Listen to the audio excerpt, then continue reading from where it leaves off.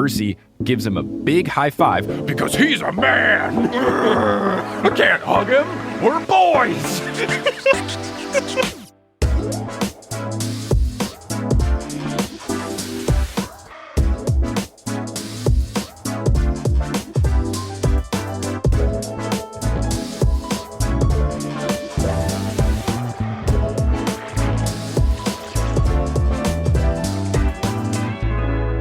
What's good? Thank you so much for tuning in to another episode of The Newest Olympian. My name is Mike Schubert. I'm the titular Newest Olympian. I'm a 30-year-old man who never read the Percy Jackson books as a kid, but I'm reading them now for the very first time as an adult because I'm on a quest to determine if this is a book series that we've all been sleeping on as a society, and I'm not on this quest alone. I am joined in person again by a wonderful, I would easily say, and no one would argue, fan favorite guest, Stephen Parra, one of my best friends in the whole world, someone who I say I love you to on the phone. Someone who I had a fun night last night with, and I will hang out with later today. All things are great. Stephen Parra, how's it going? Great. That was a long intro. Thank you, though. Well deserved. Are you on the podcast because we have plans nearby where the studio is this afternoon, and we're already going to hang out anyway? Yes. Maybe. Yes. Are you on the podcast because the Stephen Parra episodes perform better statistically than every other one? No. But am I angry about it? Also no. The people love you, man. The listen numbers when you're on are always higher consistently. All right. Let's do it. We are here to kick off the third book in the Percy Jackson series, which is called The Titan's Curse. Now, we've already asked you about your background with Percy Jackson and all that stuff, but specifically book 3. Are there any book 3 feelings you have? Do you have a ranking of the main 5 books in the series? Do you like this one? Is this one more in your eyes? Oh, this one is far from This might be the top one, honestly. Really? Okay. Yeah, Okay, I think Sherry said, nah. I was talking to Sherry the other day, and I feel like she either said this one, but maybe she said Battle of the Labyrinth. I think she said Battle of the Labyrinth. Yeah, for me, it's like those two are really, really high up there for me. Okay. There's a lot to love in this book. There's a lot to love in the next one. Yeah, I really like this book. It's great. I'm glad. I think the most fun thing about asking people what their favorite book is in the PJO series is I have not seen a consistent answer at all. I feel like it is very evenly divided amongst the 5 books, which book is everyone's favorite, which gives me very high hopes for the whole series. Now, we are here to discuss all of Chapter 1, maybe Chapter 2, because Chapter 1 is 17 pages, so it's a chunky chapter. And when I was getting ready to read this, I was thinking, okay, Book 2 ended with the Thalia reveal. I wouldn't be surprised if book 3 is a let's just pick up where we left off kind of situation. Mm-hmm. Then I was reading my very legal PDF on an airplane. And for anyone concerned, I also did buy the books. I just use the PDF because when I'm traveling, it is a lot easier to use that to take notes as opposed to be crammed on an airplane seat or a train seat or a bus seat with a book and a laptop and all this stuff. What if I don't have a whole desk in front of me? So don't worry.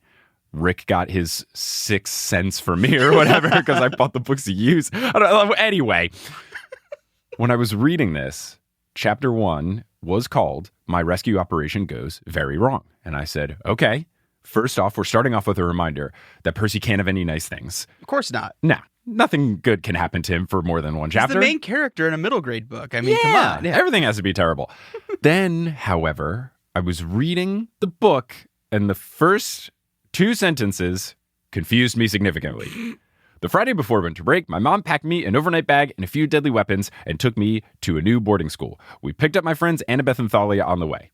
Okay, what? I immediately called Kelly to confirm that I had the right book because this feels very fast forwardy. We have just met Thalia. Now you're friends with her and you're going on a road trip with your mom? What is happening?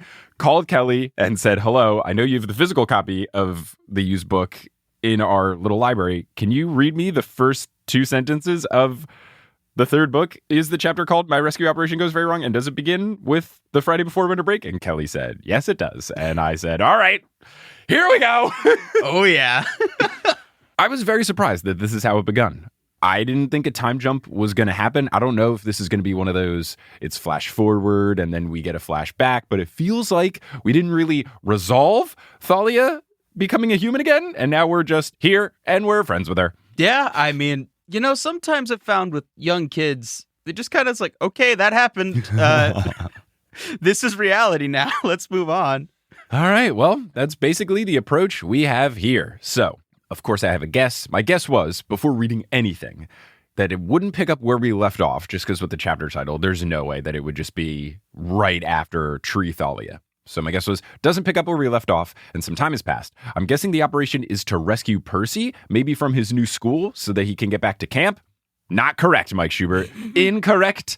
You have instantly broken your combo of getting Thalia right, and right off the bat, being very wrong. I feel like I got the smash ball in Smash and then completely missed the next attack. Yeah.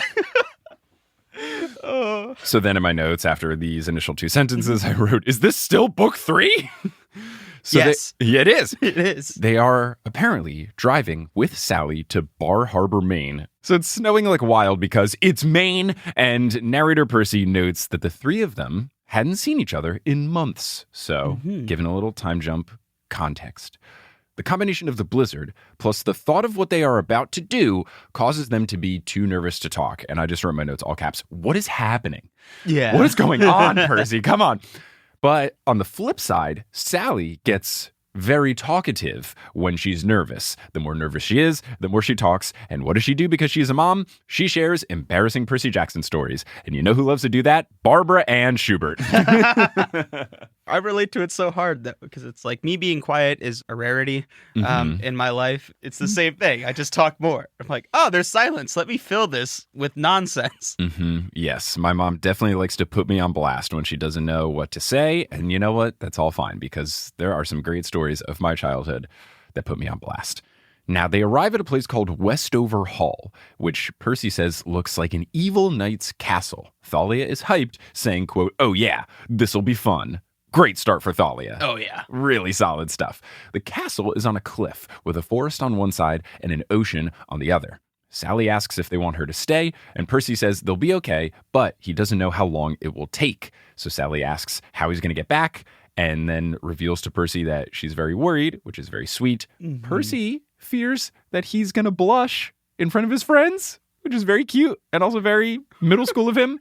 And the narrator Percy says, quote, it was bad enough my mom had to drive me to my battles, which reveals, all right, this is some sort of battle. Okay. And it's like such a middle school thing, right? Like you relate to that. Like whenever your parents had to maybe drop you off at the movie theater, maybe there's a girl there you want to see or a guy, whatever. Everyone's life is different. Like it's really hard to look cool just like walking out of the backseat of your mom's Honda. She just like waves, have fun, honey. Yep. Except in that case, you would tell your mom exactly the movie runtime is 1 hour and 54 minutes. Give or take with the trailers and stuff, I'll be done in 2.5 hours. But maybe come a little bit later because if things go really well, I might like talk to undisclosed name of middle school girls I dated afterwards. You know, like in the little lobby area. We could say that was really fun. Oh, man. Yep, good stuff. What a time, middle school. This chapter is so middle school. I love it. It's great. Annabeth promises to Sally that they will keep Percy out of trouble, and that puts Sally at ease because Sally loves Annabeth, and that's great for future Percabeth dreams of becoming a thing and liking the in-laws. I'm glad that Annabeth and Sally get along. Maybe it's very she just solid. has a good judge of character. I think that's what it is. Yeah. I think that's it. I trust Sally, and I think she has a great taste in human beings. Do you have the line from that piece of the book? Because I think it's really funny. I think it's along the lines of Sally just goes, or Percy just talking. It's like, she thinks Annabeth keeps me from dying all the time. She's right, but it doesn't make me feel any better or something like just, I love that line so much. It's just so funny. Yeah. She thinks Annabeth is the most level-headed demigod ever to hit 8th grade. She's sure Annabeth often keeps me from getting killed. She's right, but that doesn't mean I have to like it. Percy. No, it's so good. So Sally goes full mom, making sure they have everything they need, and Percy goes full kid, just wanting her to leave. And narrator Percy says she looked a little hurt, and I was sorry about that, but I was ready to be out of that car if my mom told one more story about how cute I looked in the bathtub when I was 3 years old. I was going to burrow into the snow and freeze myself to death. Now, I have to say, in terms of embarrassing stories, that's not that bad. Yeah. The stories that my mother tells about me are far more embarrassing, such as the time when I refused to get buckled into my car seat when I was 2. I was a very good baby. I was the worst person on earth when I was 2 years old. Mm-hmm. And then I was immediately chill once I went to preschool. But when I was 2, terrible 2s, that was named after me. Mm-hmm. There was a time we were trying to drive somewhere. I kept fighting and thrusting my waist forward so that my dad couldn't buckle me into my car seat. My dad just went, okay. And he picked me up. He sat me down in the driveway. And then they backed the car out of the driveway and like acted like they were going to drive down the street. And then I was just, and then my dad got out of the car and walked back up and then picked me up and said, are you going to behave now? And I said, and then they put me in the car. These are the kind of stories you'll get from Barbara Schubert. Amazing. Yeah, I was a little piece of crap when I was 2.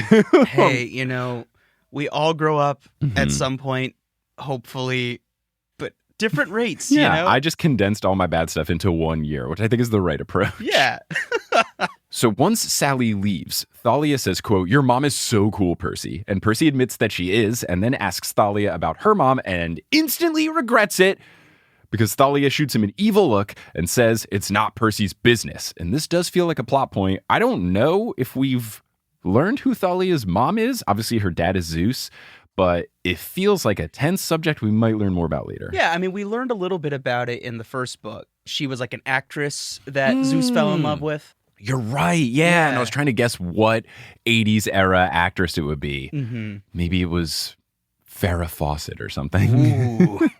Anyway, Annabeth comes in with a beautiful save of changing the subject by saying that they need to get inside because Grover is waiting, which has me very excited. Yay, the whole team. We've got Grover here. Lovely. So then Thalia tells us that Grover found something here that caused him to send out a distress call to them. So something's up. They enter the school, and narrator Percy says the following. The place was huge. The walls were lined with battle flags and weapon displays, antique rifles, battle axes, and a bunch of other stuff. I mean, I knew Westover was a military school and all, but the decorations seemed like overkill. Literally. Yes. Yeah. Overkill. Great. Percy just senses bad vibes in here, and he's got his hand ready over his pocket where Riptide is. Thalia is doing the same, where she's rubbing her bracelets that have Aegis, the shield, my favorite weapon in Hades, the video game. They are both prepping for a fight. The doors then slam behind them, and Percy says, okay, guess we'll stay a while.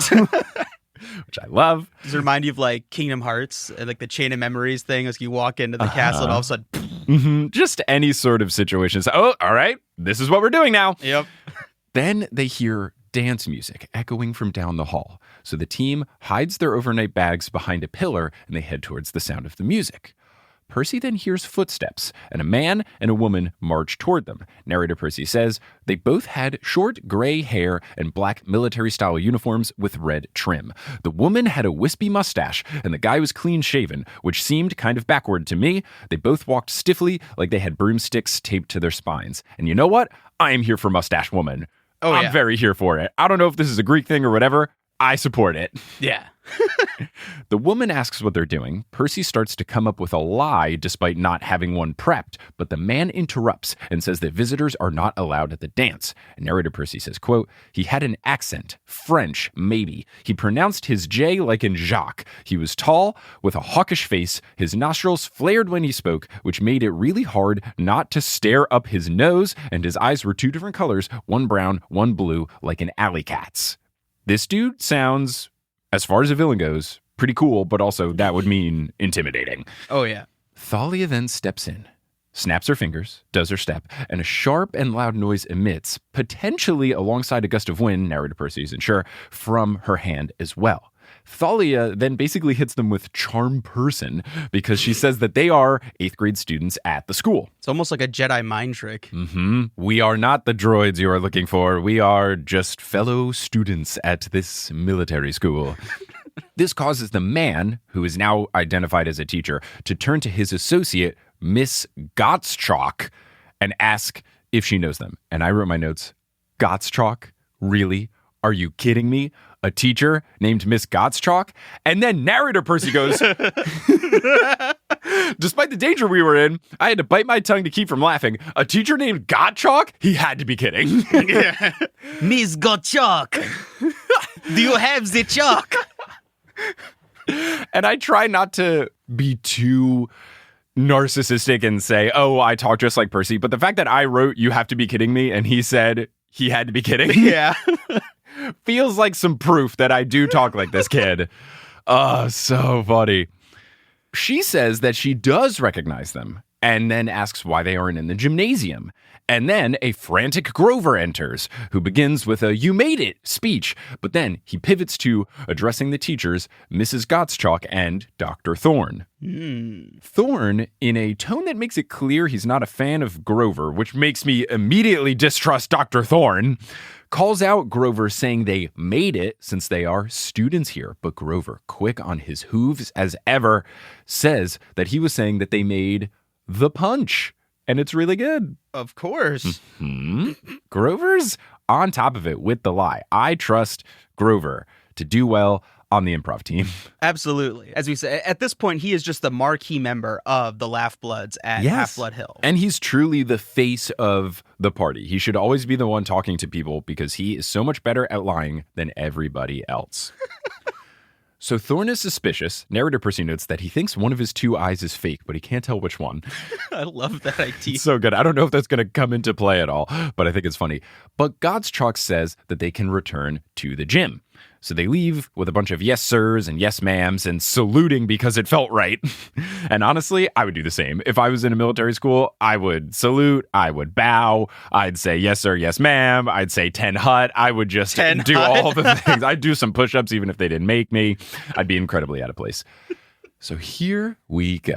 As they walk down, Percy asks Thalia how she did the snap thing. And she goes, "Oh, the mist? Has Chiron not showed you how to do that yet?" And that makes me very enticed because in a previous episode, when at the very end of book 2, Chiron reveals to Percy he will teach him mismanipulation, I was really hoping that wasn't just some sort of throwaway line. I was really hoping that would actually happen. And now this makes me feel like it's actually going to happen. The mist, I think, is very interesting. And if Chiron teaches us more about it and teaches Percy how to use it, I think that's really cool. It is. But honestly, Thalia, that's not an answer.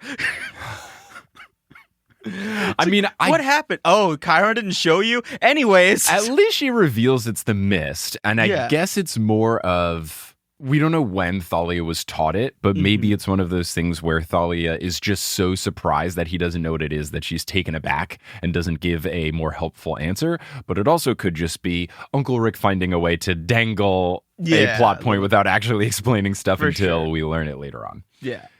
Now, Percy, unfortunately, gets jealous that Chiron showed her, but not him, which made me sad. But also, a couple chapters ago, you were told by Chiron that he's going to teach you. Don't sweat it, dude. I know this was months ago, I guess, and I don't know what exactly has happened and transpired.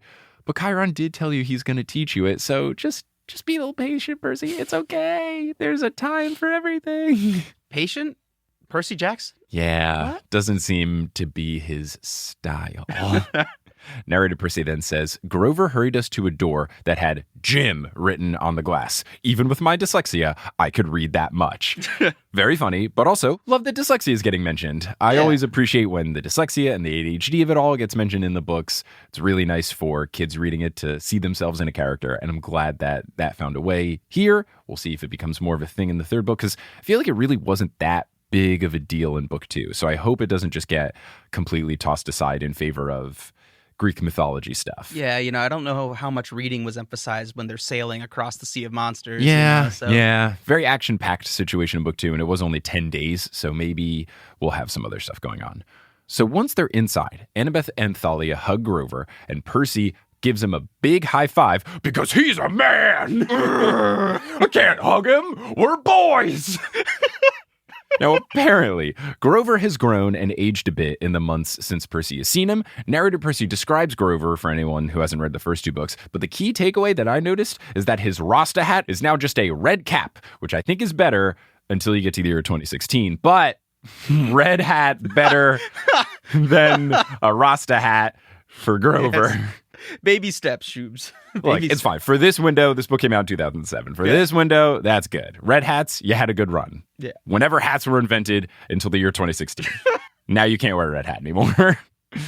Anyway, narrator Percy notes that Grover has a shirt that reads Westover Hall, Grunt. And he's unsure if that is Grover's rank or the school motto, which is a phenomenal joke. Yes. Westover Hall. Ugh. Gosh, so great. Percy asks what's the emergency. Grover says that he found 2. And Thalia asks 2 half-bloods here? And Grover confirms. And then I remembered, oh, right, Grover's job. This is what he does. Narrator Percy then lets us know that Chiron put the satyrs on emergency overtime. And first off, you better be giving the satyrs overtime compensation. They better be getting 1.5 times as many tin cans and apples and whatever. He put them on overtime to find recruits. Apparently Camp Half-Blood is losing campers, and the total demigod numbers out there just aren't high in general. I'm assuming they are losing people to Luke's terrible campaign, so they really got to bolster their numbers. Yeah, and like, to be honest, they mention this all the time. It's like some of these kids just die. Yeah. Because, monsters get hungry. They're not always the title of the book, so they right. may not be as capable. We can't all be as fortunate as main character title characters in books. Yes. Grover says it is a brother and a sister who don't know their godly parentage, but they are strong. He says that there's someone here he believes is a monster because anytime Grover tries to get close to the siblings, this dude finds a way to impede Grover. And Grover then says he's unsure of what to do, and he turns to Thalia. Narrator Percy notes that normally he would have been hurt here because Grover used to turn to Percy for answers, but Thalia has seniority in terms of experience and her dad being Zeus, so Percy understands why this shift has happened, and he doesn't say anything, and I appreciate that. I like that Percy has reasoned through things before just getting upset because, you used to talk to me when you were confused. Yeah, I mean, it's a very human emotion, and he's, 14, I think, in this book, so he's got a lot to process there. Yeah, I think it's fine. I'm glad he's taking a mature approach to it. Mm-hmm. So Thalia then says, the Half-Bloods are at the dance? Then let's dance. I love her already. She's great. I love that even though she is punk rock, goth girl, she is all about getting in, doing stuff. Maybe it's just because it's the task at hand, but I like that she isn't the dances are stupid and I want to listen to My Chemical Romance on my iPod with the click rotating wheel in the corner. I'm glad that she is pro getting out on the dance floor. At the same time, she's still really super committed to the emo aesthetic, even though she was driving up to Maine in the winter. Bring a down jacket. Come on. No, I have to wear a jean jacket with holes in it and black skinny denim jeans with no knees. So Thalia asks who the monster is. Grover says it's the vice principal that they all just met, Dr. Thorne. And it's always the vice principal. I've already expressed my frustrations at my vice principal of my K through 8 school, Mrs. Pramberger. Fully going to put her on blast. I already told the story of the time that she messed up the word for the spelling bee on me. But also, now that I'm putting Miss Pramberger on blast, one time I got a discipline report for talking to my friend's mom, Mrs. Pacifico, in the lunchroom. She was volunteering for some sort of chaperone type thing. I was telling her about telemarketers, because that was what happened in the year 2004. And I was talking about the different things that I used to say to mess with telemarketers, which is always very fun. Of course. A very worthy story, very topical thing to do. And Miss Pramberger, I don't know, kids were being loud. And she was like, if anybody else makes any more noise, we're going to give you a discipline report. And then I very quietly just finished the story I was mid-sentence with to Mrs. Pacifico. And then she came over and said, did you continue to talk? And I was like, sorry, Mrs. Pramberger. And then she took me to her office and gave me a discipline report. Then I went home, I showed my mom. She goes, what was this for? I said, talking to Mrs. Pacifico. And my mom said, okay. And then signed it because he had to get her parent to sign it and then gave it back. But yeah, that went on my permanent record. Thanks, Mrs. Pramberger. Sorry for talking to my best friend's mom. I don't think the permanent record exists. I don't know. It's when I was applying to high school, they weren't like, we see you've gotten 3 discipline reports. 1 for not letting a bully steal your poster board project on the bus and you yelling at him. And then both of you getting discipline reports. Like it's a double technical in a basketball game. Then there was this one, which was my second one. And my third one, I was just chewing gum in Spanish class in 8th grade because it was a boring class. And I thought, I'll never need to know Spanish. And then I moved to Texas. So I don't think my high school was ever like, what are these things that you've been in trouble for? How dare you, Michael Schubert? How dare you ruin the sanctity of the lunchroom by talking to Mrs. Pacifico? Narrator Percy, from the top rope, then says, weird thing about military schools, the kids go absolutely nuts when there's a special event and they get to be out of uniform. I guess it's because everything is so strict the rest of the time, they feel like they've got to overcompensate or something. And yeah, I don't know with military schools and stuff, but I did have a bunch of friends either in K through 8 school or in high school whose parents were incredibly overprotective, and once they got out of the parents' nest, they acted out hard. Any kid that I knew who had the super duper protective parents, like, you can't date anyone until you go to college, you know what they did? They had a very bad relationship on day one. Yeah, I think it's just like sometimes it seems like with all this pent up energy, it's like the laws of the universe were always true. It's got to get released at some point. Right. And some have better coping mechanisms than others, perhaps. I was fortunate that Barb and Joel had the right approach of, we'll let you do some fun stuff. Barb and Joel's whole thing was always, you can do whatever as long as you're not doing anything illegal and we know where you are. Call us, give us updates, be home at a somewhat reasonable hour. But yes, you can stay at your friend's place, whatever, blah, blah, blah. Were your parents also chill with that situation? My parents are very chill like that. Yeah, I think a lot of it comes down to trust. Like, you trust that you've raised your kid well. You think they have good judgment. You don't think they're going to run off and do anything too wild. It's probably better for everybody. Yeah, it was nice. I was able to do things. There was no restriction against dating. I never had to run into the restriction of alcohol because I never got invited to any high school parties that had alcohol in them. No wonder we're such good friends. I just remember I went back home to New Jersey once for Christmas break my senior year. That was the first alcohol party I went to. And all the friends that I went to K through 8 school with were there, and everybody was drinking. And I didn't know. I thought we were just having a party in my buddy Josh's basement. I didn't know it was going to be an alcohol party. And I didn't drink anything because I was terrified. Yeah. I was just like, what?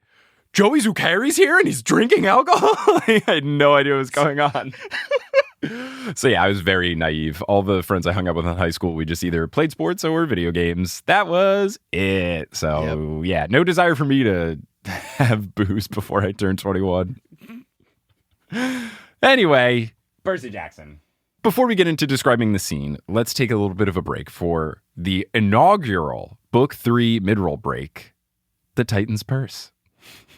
I was just going to say. Pretty proud of that one. I came up with that one myself. It's a good one. It's so good.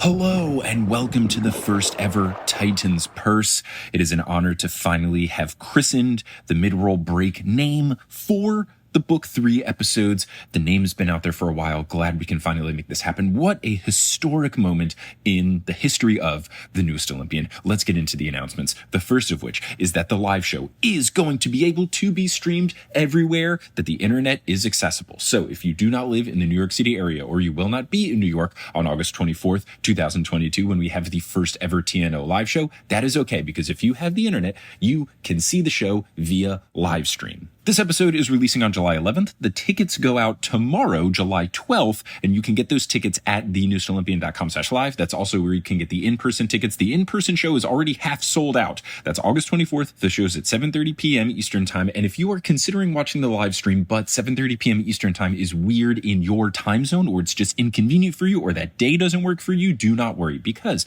if you get live stream tickets, you also get access to a replay of the live show for 1 full week after the show goes live. So if that time doesn't work out, that day doesn't work out, that's okay. Or if you watch a show and you want to watch it again, you can watch it again. Watch it as many times as you want. I don't care. I'm not your mom. Do whatever you want. But tickets for both in-person and virtual are available at thenewestolympian.com/live. And come through. I really want this show to do well, because if this show performs well in terms of ticket sales, that makes it easier for us to tour all over the place. And it would be great if we could do as many live shows as humanly possible, because I want to see all your faces in the audience at shows. Speaking of faces that I want to see, I would love to see the faces of all the folks who are supporting the show at thenewestolympian.com/Patreon. We have over 900 patrons, which is very, very cool. We're approaching 1,000 patrons. And if we hit 1,000 patrons, Stephen Parra and I are going to do a live stream of us playing Hades the video game, and it's going to be an absolute blast. But we've got to hit 1,000 to make that happen. So I want to thank the newest members of our team who are helping to make that happen and are helping to make my life much more stable as a full-time podcaster. So shout out to our newest Ultra God tier patron, Fred Cabras. Shout out to our newest newest Mega God tier patron, Jeremiah Franco. Shout out to our newest Super God tier patrons, Ethan Bell, son of Apollo, and Karina Munguia. Shout out to our newest God tier patrons, S, Chelsea Martin, and Sonia Wirtz. And shout out to our newest Demigod tier patrons, Naomi Barker, Donna Chen, and Emily Ayers. Also, shout out to Sarah Elise Arnson, who upgraded to the Super God tier status. And speaking of support, I want to thank Multitude for having us as a part of the collective. If you're all caught up on the newest Olympian and you like me on podcasts, but maybe you want to listen to something a little bit different, well, you are in luck because there is a Multitude show called Horse that I co-host with my very funny stand-up comedian friend Adam Amawala, and every other Monday we talk about all the wild things that happen in the current NBA and WNBA and everything that's ridiculous and silly and fun that has happened in the past. If you are a basketball fan already and you want to hear some fun stories, this is the pod for you. If you have never cared about basketball before, but you're thinking about getting into it, or you at least just want to understand what people are talking about on social media, at parties, etc., this can be your gateway to hoops. We talk about a whole bunch of fun stuff, wild stories. We get silly with it very often, and it's a very fun time. We have a lot of fun interviews with very funny people. I'm very biased, but I think the show is fantastic, and I think you are going to love it, no matter how you feel about basketball. It's a wonderful sport that we should all follow, and we only talk about the entertaining elements of it. We don't get into the nitty-gritty, just the fun stories. You can listen to that wherever you get your podcasts by searching for Horse or going to our website, horsehoops.com. And before we wrap up here, you're going to hear words from a few sponsors who make it feasible for me to be a full-time podcaster. Some of these ads will be read by me. Others of them won't. The ones that are not read by me are inserted locally. So if you live in Lithuania, don't be surprised if you hear a Lithuanian ad. Also, if you are listening to the show and you're looking to sponsor the show, or maybe you work for a company who is looking to sponsor the show as well, you can do so by going to multitude.productions/ads. So if you want to sponsor the show, you want to work together, let's make it happen. Go to multitude.productions/ads. Let's make it happen. Anyway, here are those ads, and once these ads are complete, we'll get back to this episode of the newest Olympian. And we're back. Wow. Wasn't that a fun little mid-roll break? Shout out to all the people who emailed me after I had decided it was going to be the Titans Purse with the suggestion of, hey, you should call it the Titans Purse. Great minds think alike. Anyway, we're here at the dance. Narrator Percy describes the scene as boys roughhousing and girls traveling in packs wearing spaghetti strap tops and shoes that look like torture devices. Shout out to sympathetic King Percy Jackson. But then he describes the groups of girls calling in the occasional dude, and then that dude would leave with ribbons in his hair and, quote, lipstick graffiti on his face. I don't think that means they are kissing him. No. It felt more like they're trying to give him They're rushed makeover. Yeah. Mm-hmm. I also found it funny that this book, 2007, Spaghetti Straps in style, and now, 2022, Spaghetti Straps back in style. Oh, how times have changed. Time is a flat circle. I recently felt very old when I was at a wedding and at the rehearsal dinner. My buddy Josh, third Pacifico family mention here. He's got a much younger sister who is just now going to be a freshman in college, and her boyfriend was there, and he had the same hair that I had in 7th grade, you know, big bowl cut that kind of flips up at the end kind of deal. And I felt so old because that hairstyle has happened, gone out of style, and come back into style. Ugh, I wanted to turn to dust. I did wonder if this had something to do beyond school antics, just because the way the girls were described was so intense. I didn't know if this was another Laestrygonian situation. Turns out it's not. Nope. Percy also describes the classic uncomfortable guys hanging out along the wall, which I am very much against. There is no such thing as a bad dancer. The only bad dancing is not dancing. Anybody that gets out on the dance floor and dances, you're doing a good job. Anyone that is too scared to dance, you're doing a bad job. If you have a reason that you're not out on the dance floor, like you're hurt or anything like that, totally makes sense. But if the only reason you're not out on the dance floor is you're afraid of looking silly, I got bad news for you. You know what looks really silly? Sitting on the side. Get out there. Go. Have some fun. Percy says that they look like they are ready to fight for their lives, and so is Percy, but in his case, it's literal. But I have to say, I definitely was just a little awkward Oh kid. no, I was going to ask. Oh, man. I mean, well, the thing was like, I would resort to the thing where it's like, I always had to look like I was about to go do something. You know, a vibe, Like, a vibe. Yeah, it was a vibe. It was just like, oh yeah, and then I'd walk across the other side of the I need to investigate the punch bowl again. Yeah, exactly. I gotta use the bathroom for the 8th time. Yeah, that's exactly what I was going to say next. But you grew out of it because Of course. we have danced together at a couple of weddings. Oh, yeah. And there is a great photo, which I should post on Instagram for this episode, of us at our buddy Chet's wedding with me dancing and you in the background, both of us just killing it. Oh, yeah. Just absolutely murdering the dance floor. Grover then points out the siblings, Bianca and Nico D'Angelo. And I wrote in my notes, hey, yo! It's Very me, excited. Nico! Hey! I am imagining, if anyone's ever played the backyard sports games, I'm imagining Angela and Tony Del Vecchio from Backyard Baseball, who are very Italian kids. But flipped, because narrator Percy points out that the girl is older and Tony Del Vecchio is the older brother in the case of Backyard Baseball. He describes them saying Bianca is wearing a floppy green cap that looks like she's trying to hide her face and that they both use their hands a lot when they talk. Yes. Hey, what are we talking about here? Oh, so good. Nico is shuffling up a bunch of trading cards, and I gotta know. It could be Pokemon, it could be Yu-Gi-Oh!, it could be Magic the Gathering, 2007, anything is up for grabs. Oh, yeah. Bianca seems to be scolding him, which is interesting. Annabeth asks if Grover has told them yet, and Grover says no, because sometimes it can do more harm than good. If you realize who you are, your scent becomes stronger. And the puberty allegory is getting very, very keyed in here. Oh, yeah. Percy suggests that they grab them and skedaddle, but Thalia stops him because Thorn approaches the siblings with his blue eye glowing. And now I'm thinking, all right, something's up here. And maybe this is one of those anti-M type situations where if I remembered anything from the Greek mythology courses that, oh, wait, I didn't take any Greek mythology courses in school. If I knew anything from those, maybe I could pick up on who this is. But if there's any sort of hints being dropped, I am not picking up what they are putting down. But I can feel like something is afoot with Dr. Thorn. So this makes Percy think that the mist didn't work on him, just the woman, and he was going along with it so that he could see what they're after. He knows that they're demigods, but he wants to figure out, all right, what's your deal? I'll kind of play along, but keep my eye, at least my blue eye, on you. Thalia says that they should stop looking at the kids so that it doesn't seem like they're interested in them. Percy asks, how do we do that? And Thalia just says, act natural and do stuff. The presence of 3 half-bloods should confuse him, so just mingle, dance, and mosey around. And Thalia then notices the music and says, ugh, who chose the Jesse McCartney? I did. A very dejected Grover, who has a very clear taste in music, Yes. which is 12-year-old girl. Jesse McCartney's a dude. No, a the music 12-year-old taste. girl. Yeah, because it was. Yeah. We've seen Hilary Hilary Duff. Duff. We've seen Jesse McCartney. I really, if I do get Uncle Rick on the pod, I know I have all these questions, but I really want to know, who was your music reference person? Because clearly he's trying to pick songs and artists that teenage boys in the mid-2000s would not like. And to go Hilary Duff and Jesse McCartney is a really strong 2 for 2. And I thought it was so funny. So yes. Grover picked the Jesse McCartney. He's very sad that Thalia doesn't like it. Thalia instead says, can't you play like Green Day or something? Which is so on brand for a punk rock kid in 2007. American Idiot all over the place.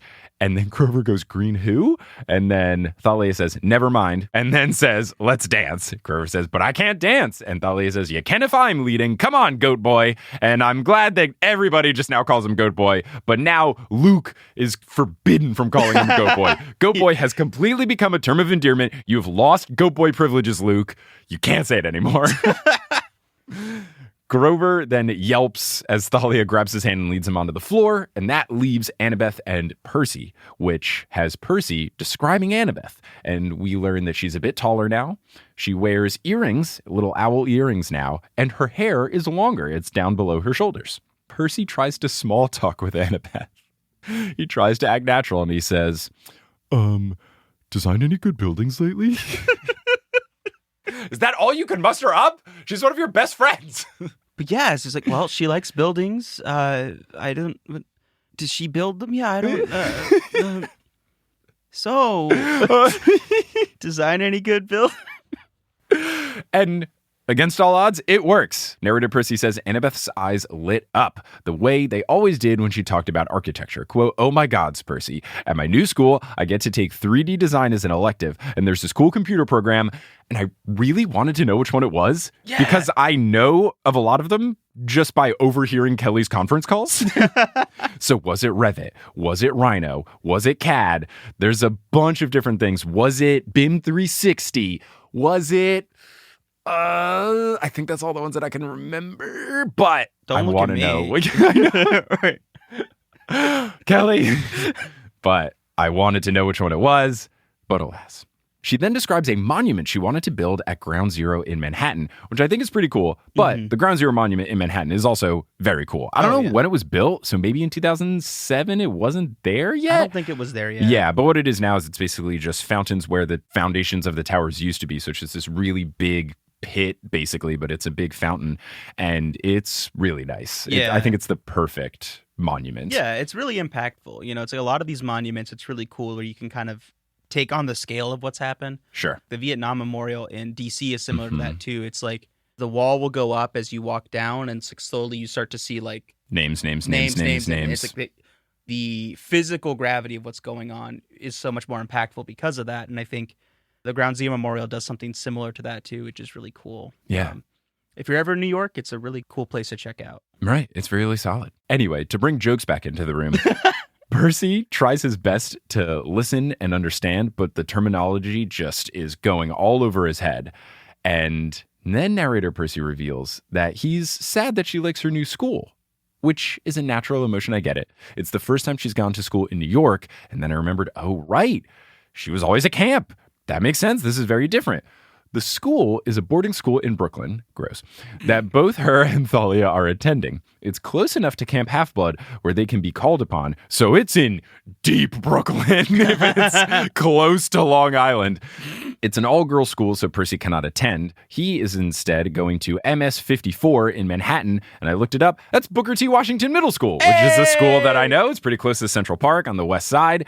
This made us wonder before recording, because I was Google mapping this to see which school MS 54 was. And maybe we don't know where Sally's new place is. So maybe she's in a similar situation where she was in the Upper East Side, but the very Upper East Side. Maybe she's moved over to the Upper West Side.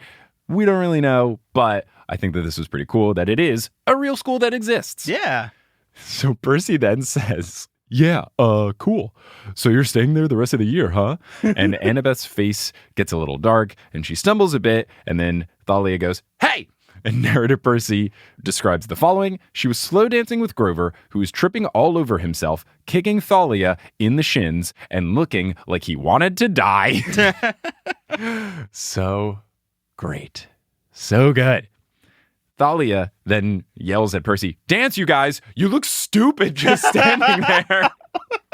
Thalia's energy is so great. She is always turned up to 11. But I love it. And she's so direct. She's just like, come on. You're screwing it up, guys. It's like, get out there. You have one job to do. It's to blend in.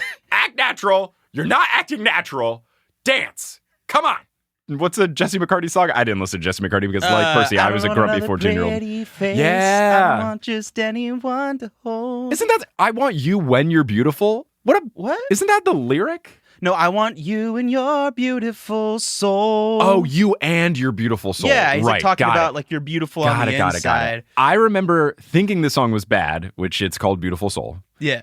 Which would have made more sense if I had known that. But I thought just from overhearing it at dances that he was saying, I want you when you're beautiful, so, instead of I want you and your beautiful soul. So? Yeah, and I was like, that's a bad message. Like, I want you when you look good. It was like, what's the One Direction song? The you're insecure. That's why you're hot. Like, oh no. Oh, I know. Oh, come on, guys. Anyway, Percy Jackson. So Annabeth, in the most obvious move possible, turns to Percy and goes, well, and Percy, fumbling the bag worse than the time that Mark Sanchez, is that the guy in the Jets who had the butt fumble? Let me look it up. Why would you ask me that question? Because you love football, Stephen Parra. So for the listeners out there, Mike and I are great friends. We have a lot of things in common. Sports is not really my thing. Yeah. I like sports. Yeah. I hate football. Yeah. It was Mark Sanchez, though. Because okay. if I did have a favorite team, it would be the Jets. And they are very bad. And this is a play in which he ran into his own teammate's butt and then fumbled it. And then the other team picked it up and scored a touchdown. Amazing. Just YouTube butt fumble. Maybe in an incognito window. But in the worst fumble since the butt fumble, when Annabeth turns to him and says, well, Percy goes, who should I ask? You idiot! Come on, dude! Not even a silver platter. Not even a golden platter. This is a diamond platter. Middle school Mike Schubert, who was all about trying to find the least awkward way to slow dance with the girls he thought was cute. I would have loved this situation. How do you fumble this so badly? Thankfully, Annabeth does the only correct reply, which is to punch Percy in the gut and say, me, in italics, seaweed brain. You know, Rick is such a great writer, but man, he nailed being a middle school boy so well just now. It's just like, yeah, I've grown up. I understand social cues a lot better than I used to. But man, I felt that in my soul the first time I read that. Percy then goes, oh, right. Yeah. It's good. The awkward 8th grade energy is so palpable. I love it. Oh, yeah. Percy then looks over at what Thalia and Grover are doing, which is another understandable move, because if you don't know what slow dancing is, you got to take cues. But interestingly, they have a different slow dance formula than what I had at my school. He puts one hand on Annabeth's hip, and then she clasps Percy's hand. He describes this as like she was about to judo throw me. But this is a very formal, like waltzy looking thing. When I was in middle school, it was 2 hands on the hip, and then the partner has their 2 hands around your neck, like on your shoulder or whatever. And then, of course, you have to stand at full arm's length apart, either because of awkward, as my school said, on the slips that they gave out, leave room for the Holy Spirit, to which I always said, Holy Spirit's a ghost. But, I mean, at first, you would be way the hell far away because of awkwardness, and then you could get closer depending on how well you knew your partner. Yeah. But yeah, I was surprised by the form. But I don't know, maybe it's regional. Maybe at Uncle Rick's Texas school, this is how they did it at the dances. That wasn't my Texas school. I don't know. What were they? 2-stepping everywhere? What was your Texas school? Like, did you guys do the 2 hands? There's always a good line dance, man. Like, that's not. Yeah, there was a lot more 2-handed, but not so much the shoulder. Okay. I think it was more like both mutual hips and hips. Yeah. Interesting. Okay. You know, just depends on the. Yeah, no. Hey, I don't know. Different strokes, different folks. Annabeth says to Percy that she won't bite and asks Percy, does your school not have dances? But narrator Percy admits to us that they do. However, Percy's one of the kids at the dances that just plays basketball in the corner. What school is this? This maybe would have changed my dancing policy. I'm guessing they have the dances in a gymnasium where the rims are still down, but they give kids basketballs? That's dangerous and ridiculous to me. Oh, yeah. But you know, there's like just some other middle school version of Mike Schubert that lives there that just brought his own basketball. Even if you weren't allowed to bring it in, maybe I sneak it in, I bring it in deflated and with an air pump, I pump it up in the bathroom. You read my mind there, buddy. Nah, man, I loved dancing so much. I took hip hop classes all through middle school. I was all about showing my talents out on the dance floor. And it served me well in life. I'm a pretty good dancer. I'm not even gonna lie. You're a great dancer. It's funny because like every now and then it'll show up on Instagram. It happened more when I was doing Vine because there was like explicit dance prompts that I would do on the regular. And every now and then it'll show up on Instagram and people who only know me from podcasting will be like, Mike Schubert's good at dancing? What? Oh, right. I don't do this as much. Whereas I was the guy in musical theater in high school. They'd put me in the back so the other dancers could mask me, which is like funny because I have rhythm. I can move. You're a good dancer. I know. But if you want me to strike a specific pose at a specific beat and sing, I get a lot worse. Choreography is very different than just dancing. And I am far better at just regular dancing, making it up on the spot as opposed to strict choreography. So it's very different skill sets. You can be great at one and not great at the other. So don't feel bad. Don't worry about it. I'm good, buddy. So Percy starts looking around at things in the room, which is definitely what you do at an awkward slow dance in between asking small talk questions. He's trying not to focus on how Annabeth is taller than him. Big vibe that I had to go through because I was 5'2" until my sophomore year of high school. His palms being sweaty, another big thing that I had to deal with. Mom spaghetti. Yeah, damn it. I had his knees weak, his arms are heavy, he's vomiting on his sweater already. And he also keeps stepping on Annabeth's toes. Come on, dude. Come on. Get it together. While talking, Annabeth reveals that things are not going super well with her parents. Apparently, her dad took a new job to research writing a World War I book in San Francisco.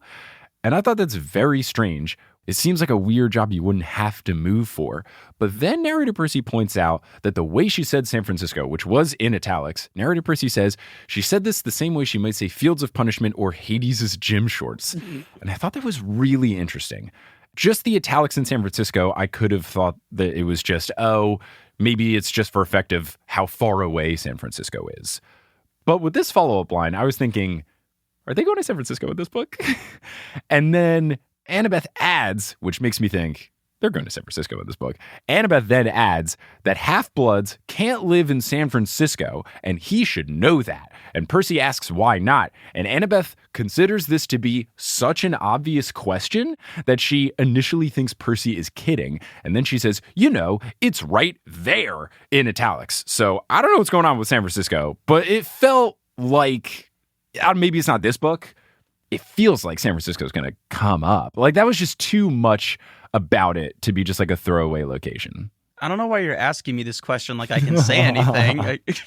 I can't give myself full credit though, because when I was looking up covers for Percy Jackson stuff, I feel like one of the images had all of the covers from some different version. And I really quickly tried to zoom in on either the first or the second one because I've only looked at those two so far.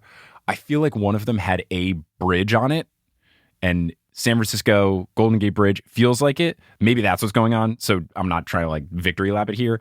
But regardless, having a bunch of sentences about San Francisco felt a little suspicious. Anyway, I don't know what there is. Maybe they're talking about the entrance to the underworld, but Los Angeles is an 8-hour drive away from San Francisco. Yeah, I feel like it's something else. So Percy then says, and then narrator Percy continues, I had no idea what she was talking about, but I didn't want to sound stupid.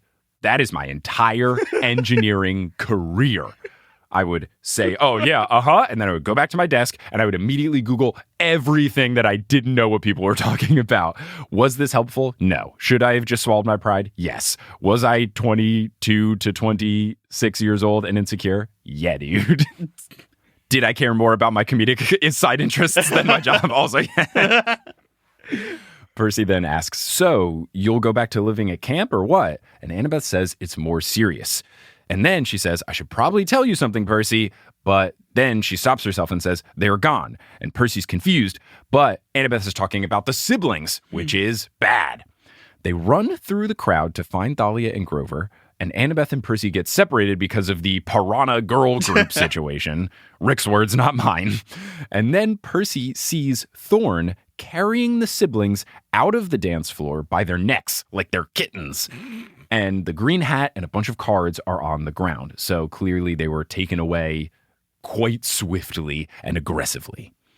Now, Percy does an interesting thing. Rather than run the other way to find Annabeth, Grover, and Thalia, he decides to chase after the kids himself. It's part, I can handle this, but also part, I don't need to defer to Thalia all the time. I got this. So it's part smart, part stupid, all hero! Hey! What were you saying about him handling his emotions maturely earlier?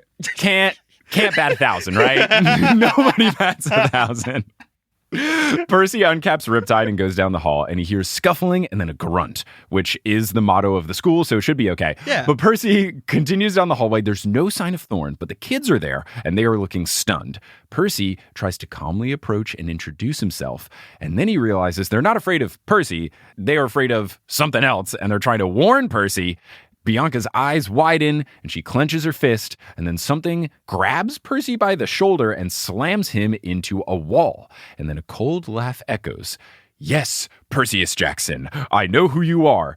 But then Percy, as the narrator tells us, that the J got messed up, and I remembered, oh, right, this guy is French. So instead he said, yes, Perseus Jackson, I know who you are. All the French listeners have turned off and unsubscribed from the podcast. Percy tries to break free, but his coat and shirt are pinned to the wall via a spike, and it grazed his skin as well, and he can tell that it was poisoned. So that's not great, not what you want. Percy tries for a second sword swing, but again, no luck. And narrator Percy says, quote, a second projectile shot from somewhere behind Dr. Thorne. He didn't appear to move. It was as if someone invisible were standing behind him throwing knives. The second Thorn, with a lowercase t, goes right by Bianca's head, and then I realized, oh, yeah, Dr. Thorne, Thorns, okay, cool. And then Dr. Thorne says, all three of you will come with me, quietly, obediently. If you make a single noise, if you call out for help or try to fight, I will show you just how accurately I can throw. Who is this dude? I need to know what's going on. So let's quickly get into chapter 2. The vice principal gets a missile launcher. Bad, not good. I don't like this. I have a PhD in thornology. What does that even mean? Thornology? The study of thorns. Do not know what ology means. Now every grad student has turned off the podcast. My guess here is just he gets some sort of reinforcements, and one of the reinforcements has a missile launcher. Going super literal here. We will see. Percy doesn't know what Monster Thorn is, but all he can tell is that he's fast. And Percy then talks about thinking if I could just get to pushing my watch button, I'd have a shield. And I remembered, right, Tyson's shield. Yeah. Cool. Percy knows that he needs help, so he closes his eyes to focus. And then, this is just it's well written. I keep remembering, oh, right, that. Because then I remember, oh, right, Grover Empathy Link. Yeah. I feel like reading these, it's like when you are playing Dungeons and Dragons and you forget all of the things you have in your inventory. Yeah. I feel like I should be reading this book with a notepad that says, Percy and Grover have an empathy link. Percy is wearing a watch that could turn into a shield. Yeah. I should remember all of these things. Yeah, I do think like when you're getting to book 3, now it's getting to the point where it's like, yes, Rick is taking the time to explain stuff, but you really should read the first 2 books before you get here. It's going to make a lot more sense. We'll see how the initial chapters here go, but book 2 definitely was artfully done in a way of, if you didn't read the first book, it's okay. This one feels a little bit more like, all right. Yeah, like, come on, it's book 3. Right, and I wonder at this point how popular the series was, but I feel like he's gotten to the, okay, started book 1, they're not that long, come on. Yeah. If you're confused, it's not my fault. Thorn asks why Percy isn't moving because he's walking them down the hallway, and Percy blames it on the shoulder. He did stop walking to try to empathy link. Good lie from Percy. And Thorn just yells at him, Bah! My poison causes pain. It will not kill you. Walk. So they continue. Thorn takes them outside, and Percy focuses and tries to deliver a message. Hey, Grover! Thorn's kidnapping us. He's a poisonous, spike-throwing maniac. Help! Great message. Good job. Direct. To the point. Thorn brings them into the woods, and it's snowing, so we get this next line from narrator Percy, and I've never been more proud and disappointed. Quote, the wind blowing through my ripped clothes was so cold that I felt like a Percy-sicle. That's not, that's, I mean,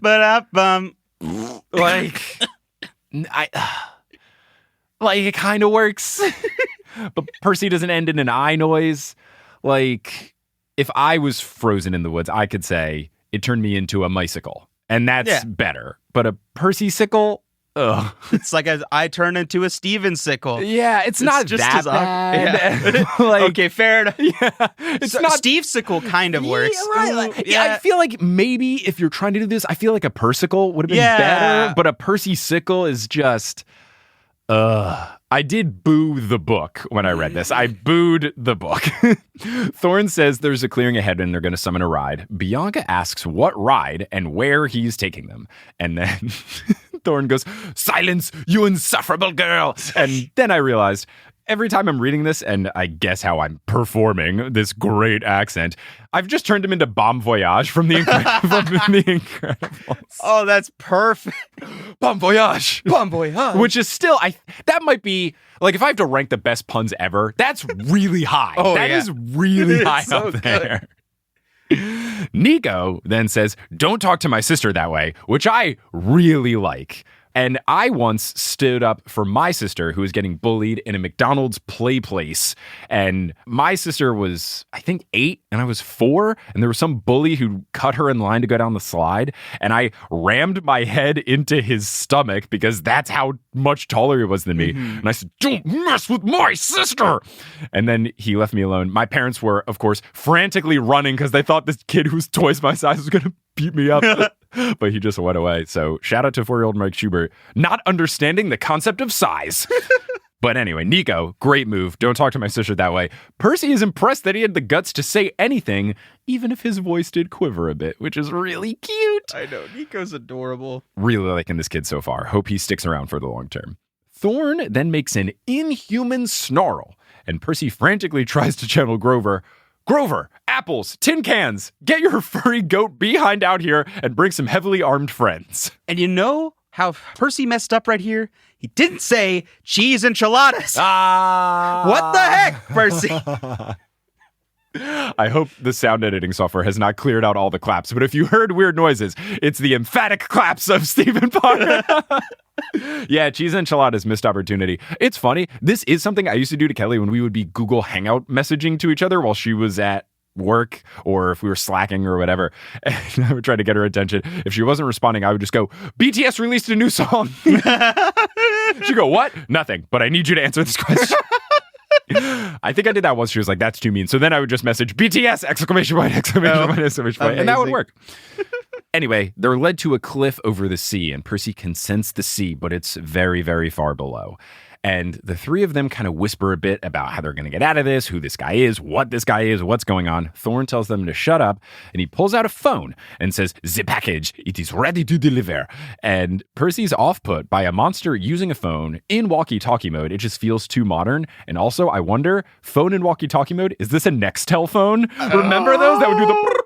And you would talk, and all the commercials were like construction workers using a phone as a walkie-talkie instead of just a walkie-talkie. Yeah, you just that memory was so deep in my brain. God. And then they got bought by Sprint. And now Sprint got bought by T-Mobile because yay, capitalism. Woo! Percy glances at the sea to see if he could jump, but Thorn laughs at him and says, by all means, son of Poseidon, jump. There is the sea. Save yourself. And Bianca goes, what did he call you? And Percy goes, I'll explain later. Which is great. Percy does consider jumping into the water with the siblings, but Thorn, as if he can read Percy's mind, says that he would kill them before they reached the water. Thorn says that unfortunately, they are wanted alive, and Bianca is wondering who wants them. They can't have any sort of ransom because they don't have any family, which is sad. Yeah. Percy guesses that Thorn is working for Luke, and Thorn's mouth twists, and he says Percy has no idea what's happening, and that, quote, the general will enlighten you. And Percy and I both ask, the general? And the only thing I could think of was the really bad CGI car insurance guy with the commercial starring Shaquille O'Neal. But then narrator Percy says, the general, I asked. Then I realized I'd said it with a French accent. So Percy goes, the general? The general? Who's the general? Which is great. Now enter a helicopter. Of course, they got into a clearing. That makes sense. Military school. And then here's the exchange. You should be honored, my boy. You will have the opportunity to join a great army, just like that silly game you play with cards and dolls. And Nico says that they're not dolls, they're figurines. Perfect, of course. And you can take your great army and I really wanted to know, probably say shove it up your butt. Do you know what game this would be that would have cards and figurines? So, this game isn't real. Oh, okay. Yet. Okay. But like, yeah, do we learn later what it is? And is this a spoiler? Have they mentioned the name already? Not yet, where I've read. So tell if you they the name, tell me but later. Like, they'll tell you the name later, but it's clearly something Rick has made up, and it is really funny if you look back, because he'll sit there and be like, 3,000 attack points. Which is like, sounds like Yu-Gi-Oh! But then he says, they get +4 to saving throws, which is very D&D. clearly D&D. Oh, okay. And so it's like, you're like, what is this game? So Thorn then warns them, saying that they're going to change their mind about joining them. And if they don't, well, there are other uses for half-bloods. Quote, we have many monstrous mouths to feed. The great stirring is underway. And Percy goes, the great what? And he's trying to keep him busy, trying to delay him. I like that Percy tries to catch people monologuing. It's very smart. Dr. Thorne says that it's the stirring of monsters. The worst and most powerful monsters are now waking. And it's monsters that haven't been seen in thousands of years. They're going to cause death and destruction that people have never seen before. And soon they're going to have the most important monster of all, the one that shall bring the downfall of Olympus. And I don't know if that is some other monster or if they're talking about Thalia. We don't really know. Bianca then whispers to Percy, okay, he's completely nuts. Usage of nuts aside, very funny. Percy then replies saying, look, we've got to jump off the cliff. We got to go into the sea. And and then in perfect form, Bianca replies, oh, super idea. You're completely nuts too. And then where I've stopped reading here is where we're going to end this episode. Narrator Percy says, quote, I never got the chance to argue with her because just then an invisible force slammed into me. And that's the end of this episode of The Newest Olympian.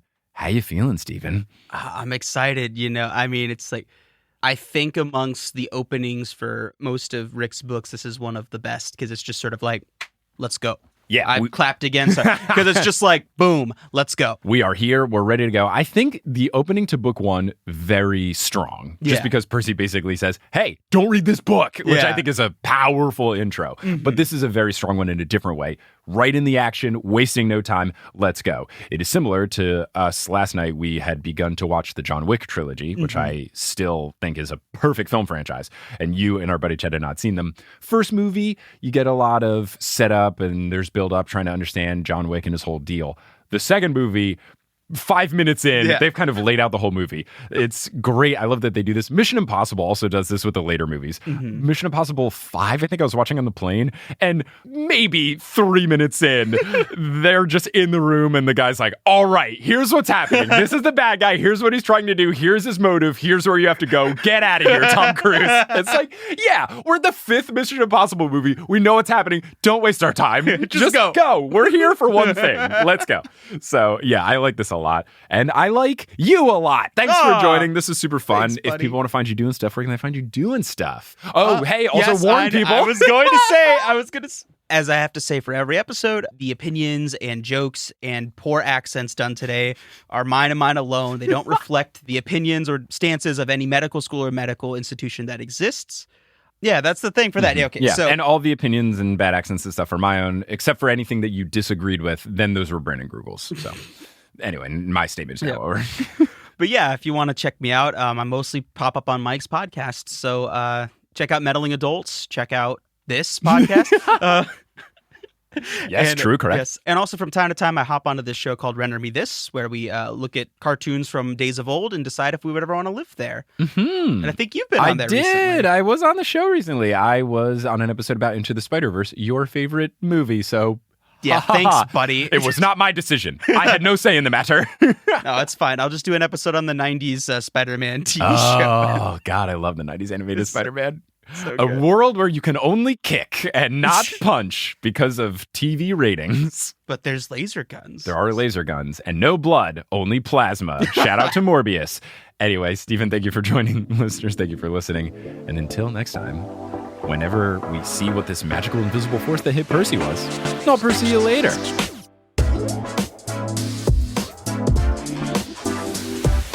Hey, thanks so much for listening to this episode of The Newest Olympian. This podcast is created, hosted, and produced by me, Mike Schubert. I also run the social media and the website. Our editor is Sherry Guo. The music is by Bettina Campamanes and Brandon Grugel, and the art is by Jessica E. Boyd. If you love the show, you cannot get enough of the show, you need some more, you can go to thenewestolympian.com/Patreon, and you can get access to more bonus episodes, monthly live streams, the Discord, so much fun stuff, all at thenewestolympian.com/Patreon. And speaking of the Patreon, I want to give a shout out to our producer level patrons: Lada Bartova, Kelsey Gillespie, The Damn Steam Nuggets, Emma Cooey, Vicky Garcia, Ellie Housekovchova, Veronica Bartova, Haley Hastings, Robin Garcia, Frida Vikstrom, Megan Moon, Tough Bayfong, Moo Productions, Don't Call Me Nymphadora, Olivia Y, Craig McRoberts, Taylor Payne, Giselle Salvador, Minka Dreesen, Can't-I Seaweed Brain, Matt Barger, Peter Johnson the Twin, Sabrina Balsiger, Boney Pony, Getting Stoned with Smelly Gabe, Heather McMillan, Casey Canales, Polly Burridge, Nikki Harris, Tatiana Schmidt, Sandra Rose, Bridget Lowry, Josh Sayer, Percy Blue, Josh Wilkie, Abby Ryan, Shannon Ivanez Aguilar, Wise Girl, Alpacas Are Hope, Milo TZ, Roxas 1912, Rafaela, Ashton Gabrielson, Cara Marin, Colby, Marco Redhouse, Falcon, Joey James, Christopher William Boucher, Justin Lux, Caden Max, Sam Ruby, Carly Allen, Riley Kiedis, Mary Kelly, Audra McKenzie, Mrs. O'Leary, Marina Foose, Aaron Wood, Tyler Hendricks, Molly Snyder, Rodith Kalna, and Milo Kim. Now, if you want to support the show, but in a non-monetary way, first you could follow us on social media. We're at Newest Olympian on Twitter, Instagram, and Facebook.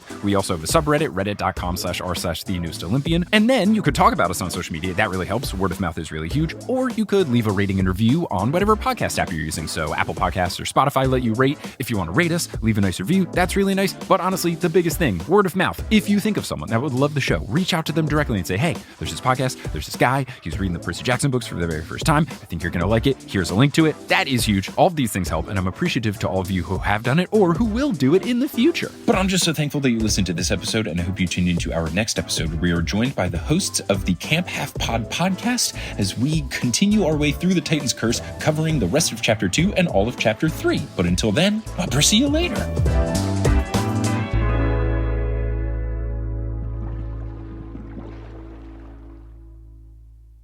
Hey everyone, how's it going? It's me, ASMR Mike. Here's a very special ASMR Mike segment that was recorded during the actual recording of this episode. Let me take off the watch and the ring. Actually, my keys are kind of loud. Yeah, Let me. And Ooh, is this could be the ASMR mic segment at the end. oh yeah, oh it's just Hey everyone, it's me, Mike, and Stephen. We're getting rid of all the loud things in our pockets. hey everybody, let me tell you about right-sided heart failure today. Oh, God. Very different when it's sorry, call me Dr. ASMR. Dr. ASMR. Or would it be like ASMDR for doctor? All right. ASMDR. Yeah, ASMDR.